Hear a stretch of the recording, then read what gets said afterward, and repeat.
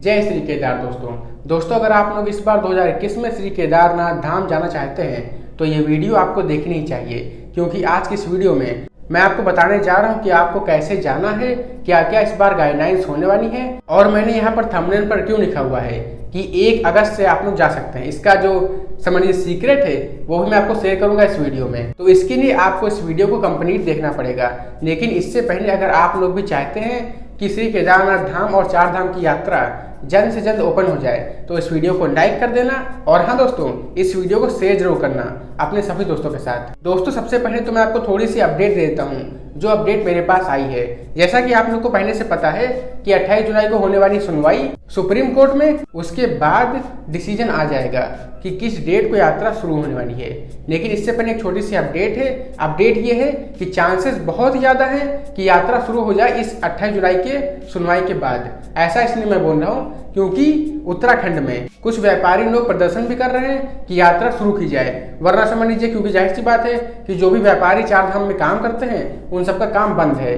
तो इसीलिए वो लोग भी चाहते हैं और उत्तराखंड सरकार भी चाहती है आर्थिक कारण की वजह से कि यात्रा शुरू कर दी जाए जल्द से जल्द, और हम लोग तो चाहते ही हैं कि यात्रा जल्द से जल्द शुरू हो जाए। तो यहाँ पर काफ़ी ज़्यादा चांस है कि यात्रा 28 जुलाई के बाद स्टार्ट हो जाएगी, और इसीलिए मैंने यहाँ पर 1 अगस्त लिखा हुआ है। लेकिन अब बात करते हैं कि इस बार 2021 में कोविड की क्या गाइडलाइंस होने वाली है और आपको प्लानिंग कैसे करनी है इस बार 2021 में अगर आप केदारनाथ धाम जा रहे हैं। तो सबसे पहले मैं आपको बता दूं कि आप अपने आप से इस बार कोई भी डेट डिसाइड नहीं कर सकते कि मेरे को 2 अगस्त को जाना है या फिर मेरे को 3 अगस्त को जाना है तो मेरे को दर्शन हो जाएंगे। ऐसा इसलिए मैं बोल रहा हूँ कि जैसा कि 2020 में हुआ था कि पर डे कुछ लोग ही अलाउ थे, लाइक पिछली बार थे 1200 लोग पर डे अलाउ थे केदारनाथ जाने के लिए, और इस बार भी ऐसा ही होने वाला है क्योंकि अभी जो यात्रा बंद है वो कोविड की वजह से बंद है। तो यहाँ पर इस बार भी कोविड की रूल्स की वजह से इस बार भी ऐसा ही होगा, यानी कि पर डे कुछ लोग यहाँ पर अलाउ होंगे दर्शन करने के लिए। अब आपको पता कैसे चलेगा कि आपका डेट किस दिन है? तो सिंपल सी बात है, आपको बनवाना पड़ेगा इस बार भी ई पास, जो कि आप 4 धाम की ऑफिशियल वेबसाइट पर जाकर बनवा सकते हैं। उसका लिंक मैंने आपको इस वीडियो के डिस्क्रिप्शन में दे दिया है, तो वहां पर क्लिक करके आप जाकर बनवा सकते हैं। लेकिन अगर आप अभी जाएंगे उस वेबसाइट पर क्लिक करेंगे तो यहाँ पर अभी दिखा रहा होगा कि अभी ई पास बनना फिलहाल बंद है क्योंकि अभी यात्रा शुरू नहीं हुई है। लेकिन जैसे ही यात्रा शुरू हो जाएगी तो आप इसी वेबसाइट पर जाकर अपना जो ई पास है वो बनवा सकते हैं। उसके लिए आपको सिर्फ अपना जो आधार कार्ड नंबर है और आपके साथ कौन कौन जा रहा है उसका भी आप ई पास बनवा सकते हैं। और दोस्तों इस बार शायद एक चेंज भी होने वाले वेबसाइट में। चेंज ये होगा कि पिछली बार अगर आप लोग चाहते थे जब मान लीजिए 4 धाम के लिए, तो वहां पर भी जाकर एक बार आपको ऑफलाइन भी रजिस्ट्रेशन कराना होता था कि हाँ इतने लोग आपके साथ जा रहे हैं, और आपको उनका जो आईडी प्रूफ है वो दिखाना पड़ता था वहां पर भी। लेकिन इस बार शायद ऐसा नहीं होगा, क्योंकि सुनने में आ रहा है कि इस बार वेबसाइट में एक चेंज होने वाला है। चेंज ये होगा कि इस बार आपकी जो फोटो है वो भी अपलोड की जाएगी ई पास में। तो जैसे ही ई पास बनना स्टार्ट होगा तो मैं आपको बता दूंगा। सिंपल से उसमें अपना आधार कार्ड भरकर और बाकी कुछ पर्सनल इन्फॉर्मेशन भरकर आप आसानी से ई पास बना सकते हैं, या फिर आपके नज़दीक में जो भी कैफे है वहां पर जाकर, यानी कि साइबर कैफे, ना कि खाने वाले कैफे, ठीक है, आप साइबर कैफे में जाकर वहां पर भी बनवा सकते हैं ई पास। लेकिन वहां पर आपको पैसा पड़ेगा, और अगर आप लोग घर पे बना लेंगे तो आपको पैसा नहीं पड़ेगा। सबसे पहले दोस्तों आपको ई पास बनवाना है। जब आप ई पास बनवाएंगे तो आपको एक मिल जाएगी डेट कि हाँ आप इस दिन जा सकते हैं, तो उस दिन आपके जो दर्शन है वो हो जाएंगे। इसके बाद आपको पैकिंग करनी नहीं है। पैकिंग में आपको नॉर्मली जो रेन कोट है और बाकी जो सर्दी के कपड़े हैं वो सब रखना भूलना नहीं है, क्योंकि वहां पर कभी भी मौसम चेंज हो सकता है और कभी भी बारिश भी हो सकती है। तो इसीलिए आपको ये सब तो रखना ही है। बाकी आप अपने मन से जो भी रखना चाहें रख सकते हैं, आपकी मर्जी है, आपकी पैकिंग है, आपकी यात्रा है, ठीक है। लेकिन जो इम्पोर्टेंट है वो मैंने आपको बता दिया है। इसके बाद चाहे आप ट्रेन से आए, चाहे आप एरोप्लेन से आए, या फिर आप अपने खुद के साधन से आए, ठीक है।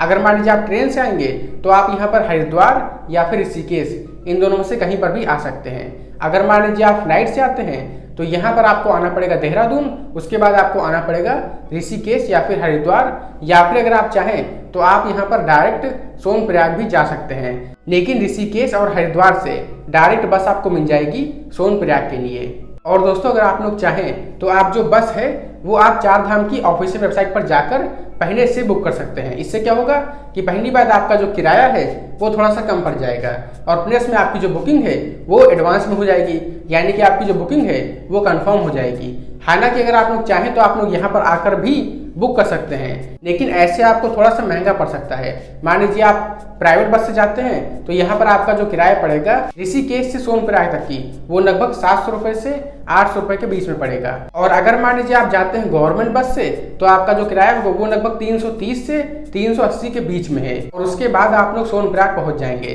सोनप्रयाग पहुंचने के बाद आपको रात में वहीं पर स्टे करना है, क्योंकि अगर मान लीजिए आप शाम तक ही पहुंचते हैं 2-3 बजे तक की, तो उसके बाद आपको यात्रा शुरू नहीं करनी है।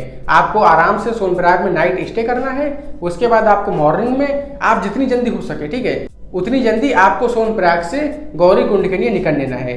और सोनप्रयाग से गौरीकुंड तक की आपको आसानी से प्राइवेट टैक्सी मिल जाएगी, जो कि आपको थोड़ी देर में गौरीकुंड पहुंचा देगी। इसके बाद आप लोग चाहें तो आप गौरीकुंड में थोड़ी बहुत देर बैठ सकते हैं। वहां का जो लोकेशन है वो भी काफी बढ़िया है, तो आप उसको भी एंजॉय कर सकते हैं। गौरीकुंड में एक कुंड है जहां पर गर्म पानी होता है। अगर मान लीजिए आप जितनी भी सर्दी में जाएं, वहां का पानी हमेशा गर्म ही रहता है। इसके बाद आपकी जो यात्रा है वो गौरीकुंड से स्टार्ट हो जाएगी केदारनाथ के लिए, जिसकी जो डिस्टेंस है वो है लगभग 18 किलोमीटर के आसपास। कुछ लोग बोलते हैं 16 किलोमीटर है, कुछ लोग बोलते हैं 20 किलोमीटर है, इसलिए मैंने बोल दिया है 18 किलोमीटर है, क्योंकि लगभग इतना ही है। दोस्तों, आपको गौरीकुंड से केदारनाथ पहुंचने में लगभग यहाँ पर जो टाइम लग जाएगा वो लग जाएगा 8 से 10 घंटे के बीच में, अगर आप लोग नॉर्मल यात्रा करते हैं। अगर आप लोग मेरी तरह थोड़ी बहुत देर रुककर यानी कि फोटोग्राफी करके लोकेशन को एंजॉय करके यात्रा करते हैं तो आपको लग जाएगा लगभग 12 घंटे के आसपास। और आप लगभग शाम को 7 बजे तक की केदारनाथ पहुंच जाएंगे।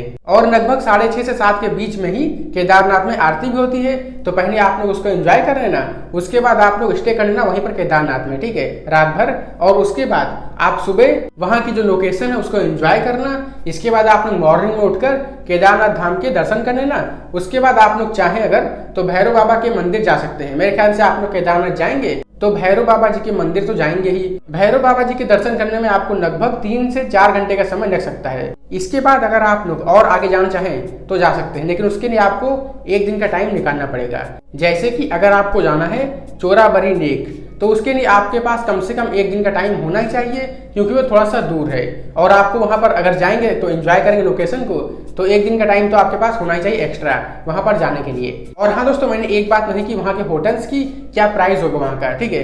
तो अगर आप लोग यहाँ पर सोनप्रयाग में स्टे करते हैं, अगर आप लोग एडवांस बुकिंग कर लेते हैं तो आपका प्राइस थोड़ा सा कम होगा, जो कि आप यात्रा.com या फिर किसी भी ऑनलाइन वेबसाइट से कर सकते हैं जो कि ट्रस्टेड हो और जो कि काफी डिस्काउंट भी दे, ठीक है। तो ये कुछ ऐसी वेबसाइट है जैसे कि गोवा वीगो हो गई या फिर यात्रा.com हो गई, जो कि काफी अच्छा डिस्काउंट दे देती है। तो मेरे ख्याल से आप लोग यहाँ से ऑनलाइन जो होटल्स हैं वो बुक कर सकते हैं। इसके बाद अगर मान लीजिए सोनप्रयाग की बात की जाए, अगर आप सोनप्रयाग में स्टे करते हैं तो वहाँ का जो होटल्स का प्राइस होता है वो लगभग होगा 500 रुपए से लेकर 1000 रुपए तक की पर हेड मैं आपको बता रहा हूँ, यानी कि पर पर्सन, ठीक है।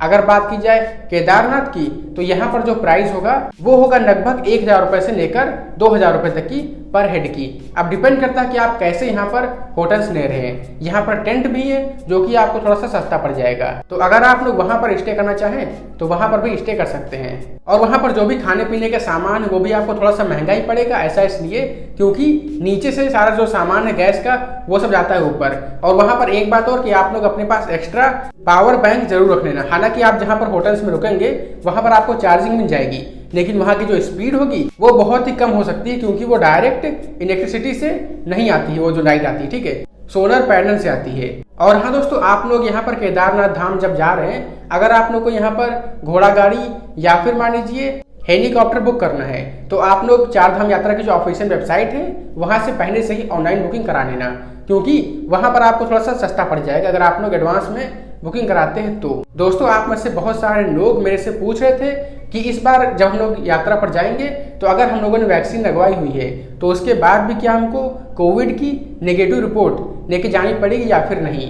तो दोस्तों, मैं आपको बता दूं कि यहाँ पर कंपलसरी होगा इस बार भी कोविड की नेगेटिव रिपोर्ट आपके पास होनी चाहिए, भले ही आप लोगों ने वैक्सीन लगवा ली उसके बाद भी। तो दोस्तों, उम्मीद है कि आपको ये वीडियो पसंद आई होगी और आपको सारी जानकारी मिल गई होगी। लेकिन अगर मान लीजिए अभी भी कोई भी डाउट है आपको तो आप लोग बेझिझक मेरे से कमेंट में पूछ सकते हैं, मैं आपको तुरंत रिप्लाई दे दूंगा।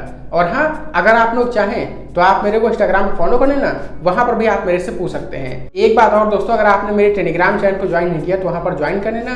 कोई भी न्यूज आएगी, कोई भी अपडेट आएगी तो सबसे पहले आपको वहीं पे मिल जाएगा। तो दोस्तों, कैसी लगी हमारी वीडियो ये हमें कमेंट में जरूर बताना। अगर आपको वीडियो पसंद है तो वीडियो को लाइक कर देना। जय श्री केदार।